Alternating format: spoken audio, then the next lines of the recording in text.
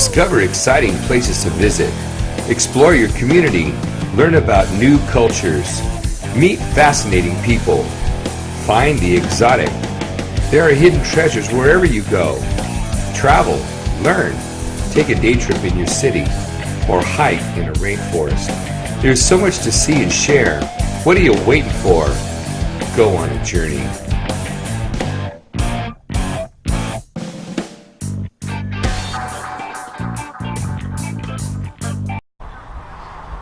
Welcome to On a Journey. I'm Paul Prado. Make sure to check out each video that goes with our podcast on our YouTube channel, Paul Prado Photography on a Journey.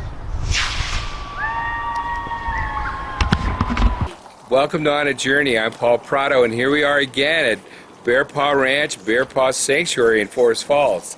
Seeing Gray Raven in the back doing her thing with the bird boxes. We're going to be checking out some bird boxes here, the spring-summer transition. It's about 100 degrees today, 95 and a few ticks. So let's see what we're going to get going here. So here we are in the back of the cabin, of the headquarters. And what did we have in here? Or did house wrens. I love house wrens. It's been very noisy. They have like a little psychotic, crazy, bipolar song. It's been very chattery back here for the past week, and the parents have been feeding, but it's gotten quieter and quieter. Okay. So my suspicion is that the babies are leaving home. Okay. And the parents will be taking care of them out in the wild. Yep. So yesterday there were babies, and now they're gone. Did you see all the poop? Let's take a look one more time. Lots of poop. Yes. That's a good sign. All that right. means lots of healthy babies. If you find a clean nest and no babies, it could be bad. So far, so good. We've got a nice house wren. Yes? Yes. House wren nest. And now it's vacant for the next tenant. And she's got her MacGyver-esque pole, putting the house back up on the limb. We're underneath the shade of a tree, and she's got a drip station back here. Very important for birds. She's got a nice drip station, plenty of water.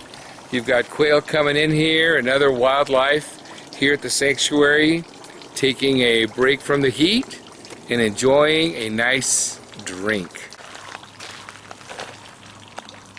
Recycle, reuse. Let's get some of that old nesting material and enjoy a little mid-afternoon snack. I bet the coyotes do this too. Yeah, eat the nest afterwards? Yeah. Look at that. No trace of the house wren nest. And it's being completely recycled by, what is your dog's name? This is Cooper. Cooper. Cooper. He's like, no, give me a break. I'm having a Kit Kat nest wren bar. And now we're at the ranger cabin in the front. We were just in the back. And it looks like Sin's got a house right above here. You can see her tail. Okay, let's take. We are going to look to see if we can see her tail, so hold tight. So we have a house finch. You can see a head peeking over, or somebody peeking over. And it's just tucked away under the eave here, alongside this home. So we're going to check it out. She's probably going to come out when I come look for her eggs, or babies if they've hatched. She's sitting pretty tight.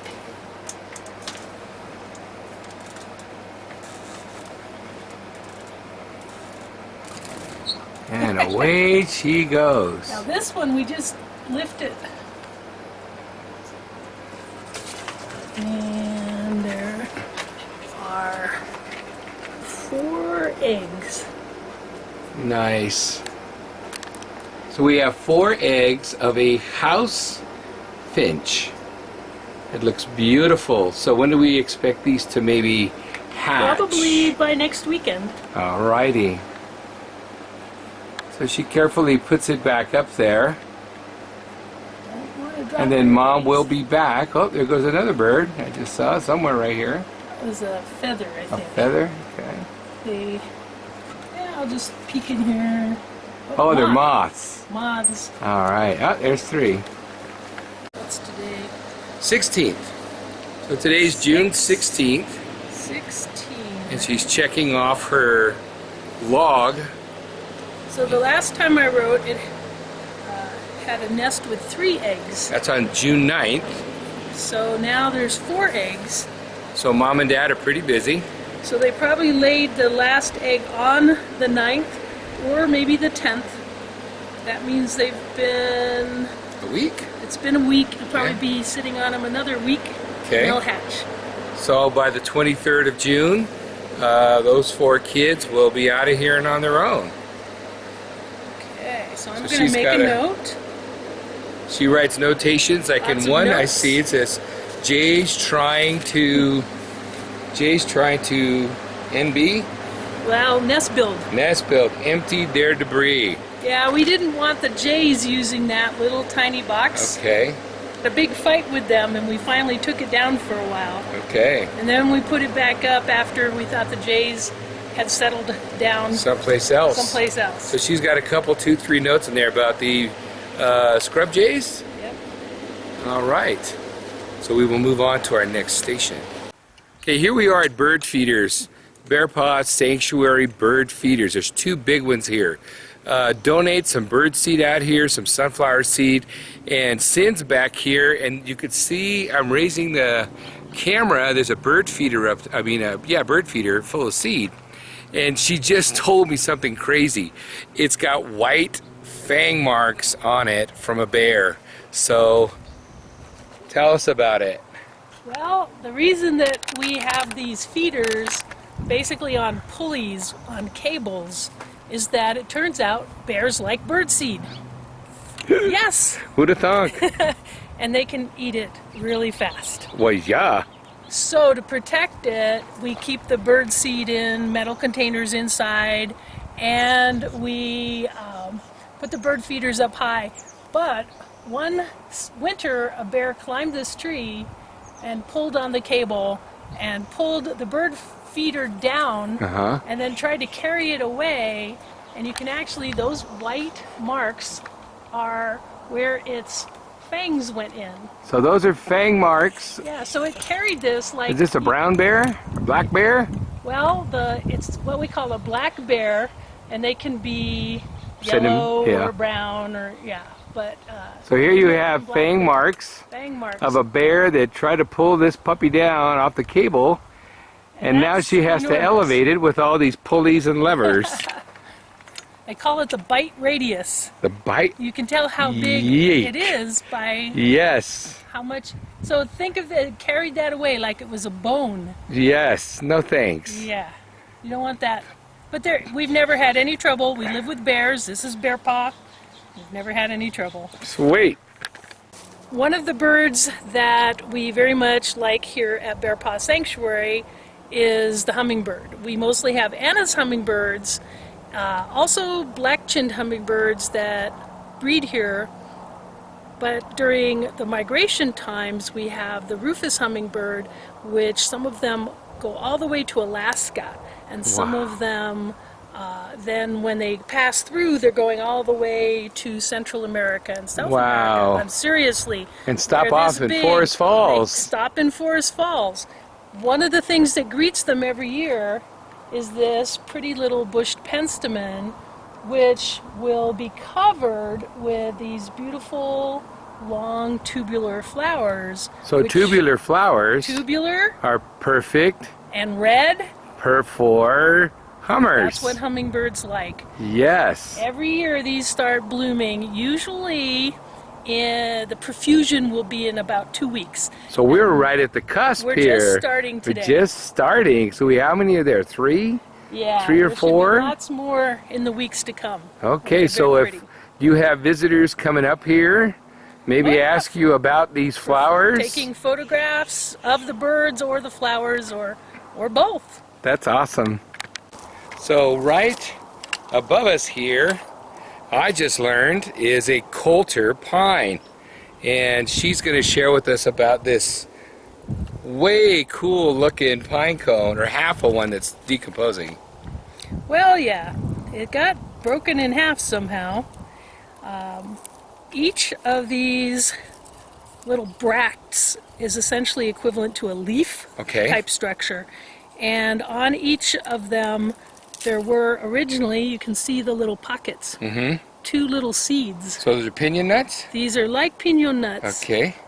It's a different type of pine though. Pinon pine is not the same as so coulter nuts pine. then. Coulter nuts. Okay. Yeah. And these pine cones get huge and very heavy. They're some of the biggest in the world. So this is about 8 inches, you think? Yeah, and this is, again, I've seen them twice this big. And when they, book, they're very bad. And the curved tips. Well, it's to keep the things from eating them, right? Protection. You take a bite of that, and you get that on the top of your mouth. Yeah, you get prickled if you're trying to get in there. Yeah. So, yeah, it's good stuff for the pine tree. So there is a fresh coulter pine cone. It's green, very sappy looking. It's got a sheen to it, a gloss. And then you've got pine cones all over the place on this tree. They're just sticking off in bunches. Here's one that's got 2 or 3. And the needle's protected. And as we just learned, the tips are curved so that if you try to take a bite, you're going to get a mouthful of point. That's why I'm curious. So here we are on a slope. Looks like a no-go. It's a mouse nest. A mouse nest. Now, how do I know that? Well, just I've seen a lot of nests over the years, and they build a bigger, wider cup, and the type of materials they use, these little fine grasses. Every once in a while, I'll open a box and a mouse will come out. Yikes! So here we happen to have a mouse. They can go along the limb, come down. You can see this is about, what, 8 feet off the ground? Yeah. So here we are 8 feet off the ground, and we have a mouse nest. Skyscraper. Hey, hey! She's going to another box right now. As you can see, we're in a sloped area. Showing this to scale, she's about 10 feet, 11 feet now. And she's checking out a box. What might be nesting here? Or it's a surprise? Well, the last birds to breed, every bird has its breeding season. The last birds, they actually don't spend the year here. They show up in the spring and build their nests, are called ash-throated flycatchers. However, we also have birds that are second nesting. Okay. What I'm seeing in here are twigs. Twigs tell me that there is a house wren. The last Based nest, on the same material. Yeah, now this is actually a little interesting. So we may have had a nest tragedy. Oh no. No, maybe not. Okay. I was thinking of a different note. We should have said stay tuned. Wait. Okay, my previous note said full twig cylinder, unlined cup, and then that was in May, and then no change, that was still in May, and last time I was here a week ago, it said 4 eggs. So, let's see. Stay tuned. What will we find? A week ago, we had eggs. And now... Babies are hard to see. Oh, there they are. And these are house finches. House wrens. House wrens. What am I talking about? I'm just so excited. House something, yeah. Yeah, it's somebody's house. So we got their little beaks. They look blind. Yeah, they're new. Featherless, hairless. And we have 2? How many? 2. How many So are here there? she It's hard to see. Oh, he's wiggling. She took all these notes. I see two. And that's exactly why research is done, so that you can walk away and come back and visit. Yeah. And there's at least discover. 2. I see 3.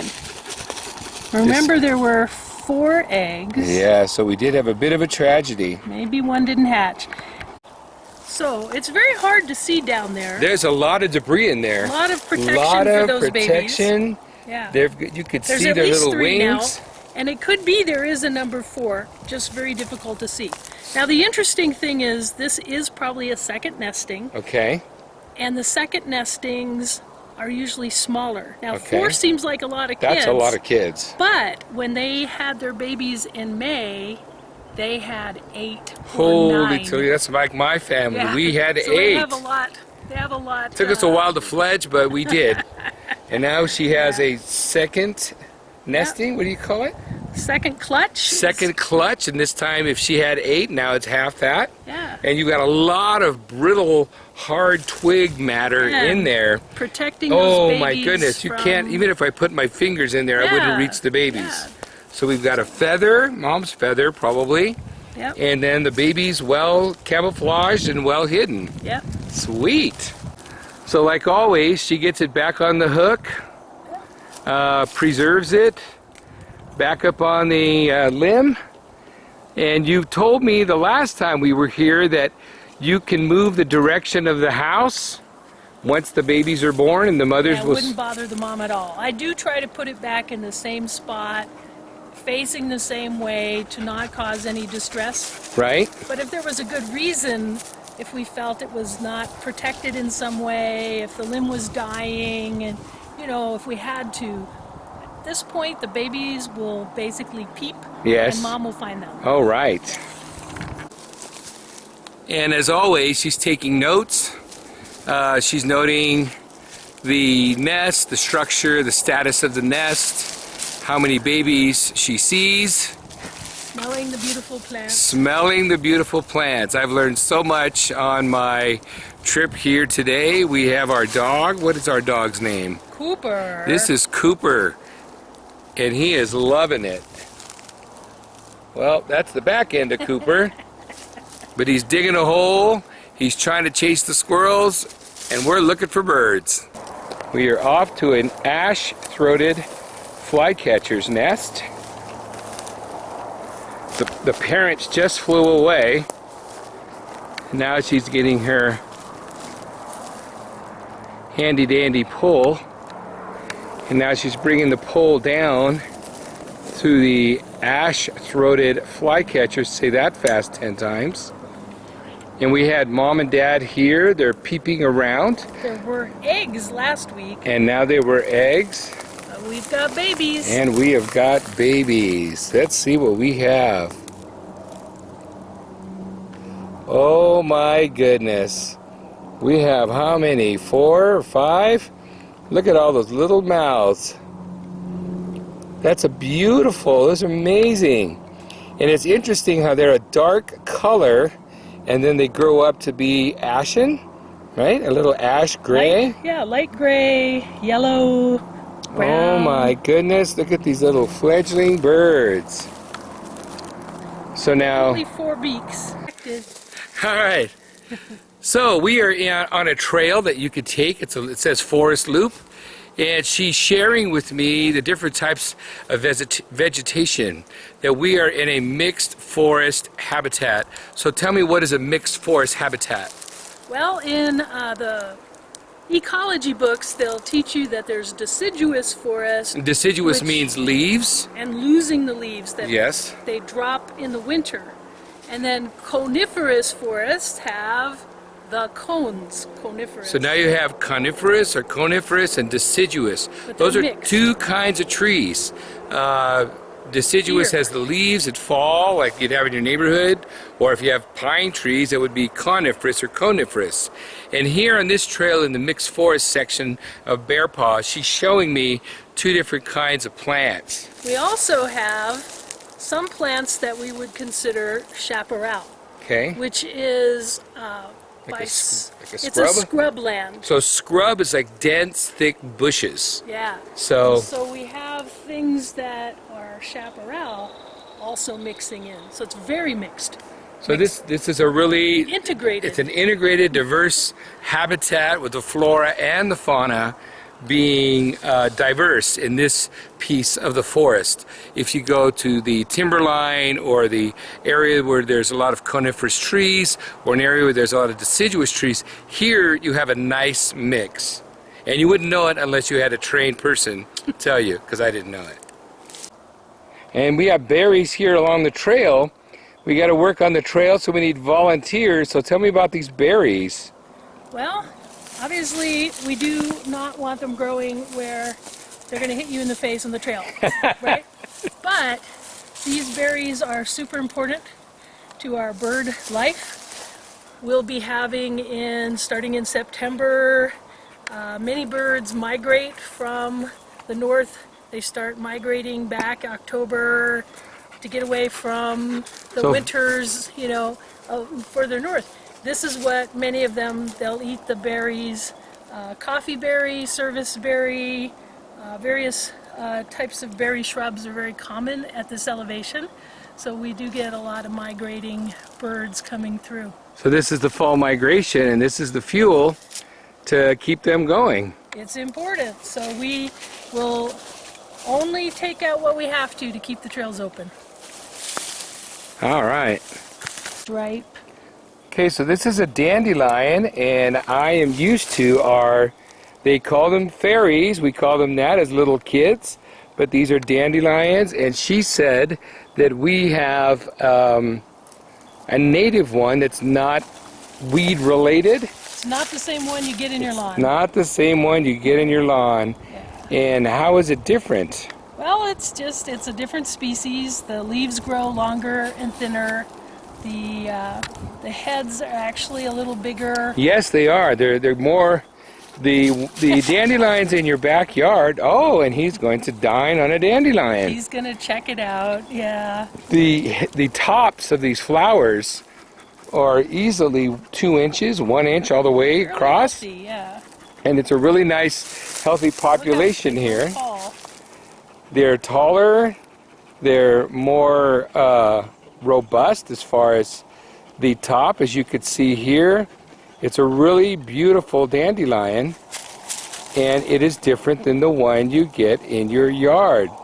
Look at all the seeds in that dandelion. That's a huge flower top.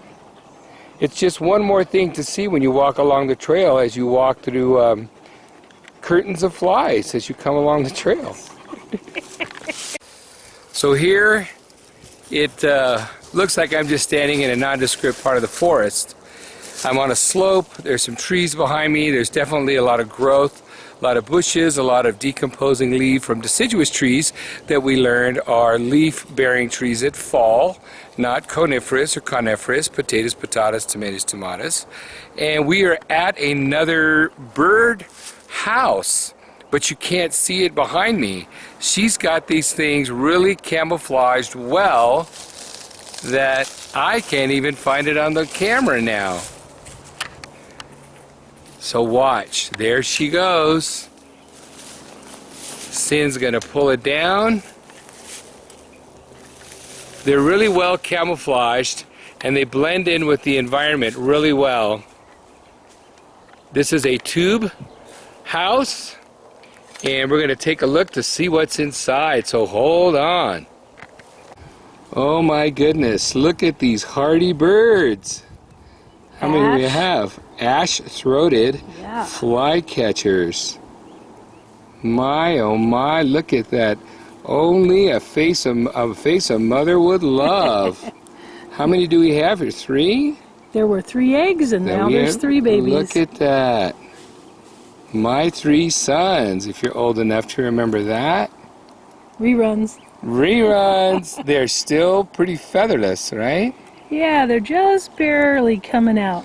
Now, we could probably take a closer look.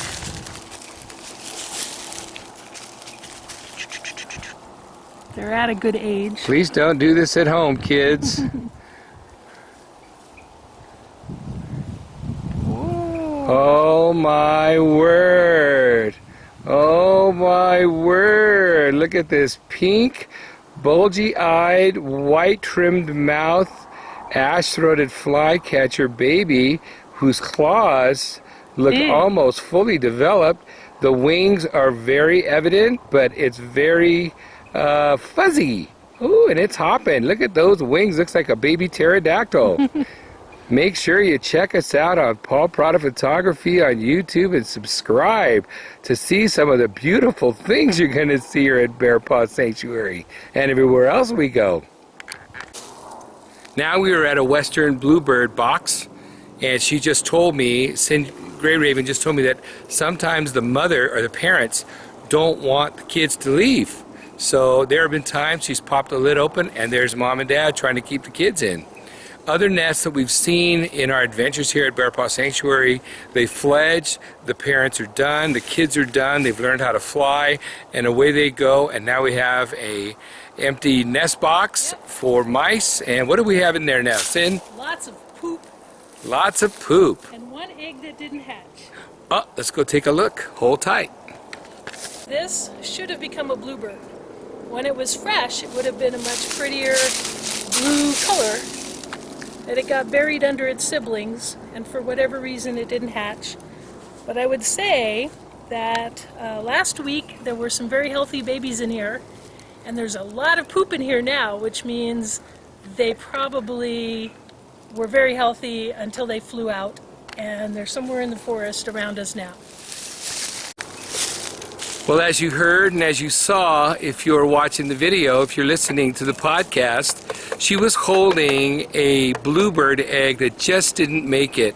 The siblings somehow overpowered it or buried it underneath the debris.